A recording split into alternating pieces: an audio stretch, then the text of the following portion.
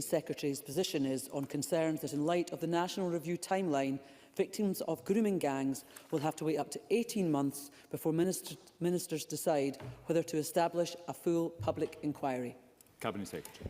Presiding Officer, it will not take 18 months. The first phase of assessment is already underway, with local authorities having 12 weeks to respond. The inspectorates have committed to reporting to ministers by the summer of this year, once they have assessed those findings. The findings will be scrutinised by the National Child Sexual Abuse and Exploitation Strategic Group, which is chaired by Professor Alexis Jay. Professor Jay has provided advice throughout the development of the National Review and will advise ministers on the progress being made. Finally, I will be providing a fuller update to Parliament in my statement next week on these issues more substantially. Sue Webber. Sure that the survivors, along with myself, will be delighted to know that they will not be having to wait 18 months for the review. Victims' testimonies say they were brought from England over the border to Edinburgh to be exploited and raped. Will you confirm that the National Review will explicitly cover historic cross-border grooming networks, including cases in Edinburgh involving offenders operating from England? Through the Chair. Cabinet Secretary.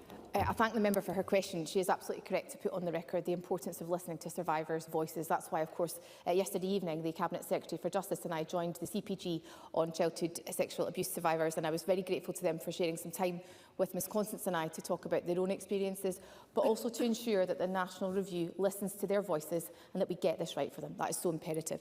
The member asked a substantive point in relation to historic cross-border cases, and some of the issues the member alluded to relate also to historic cases. The member will be aware of the work of the Child Abuse Inquiry, which is looking at some of these historic cases in the round.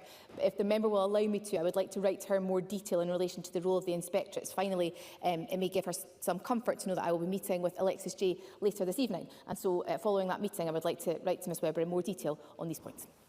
Thank you. Questions.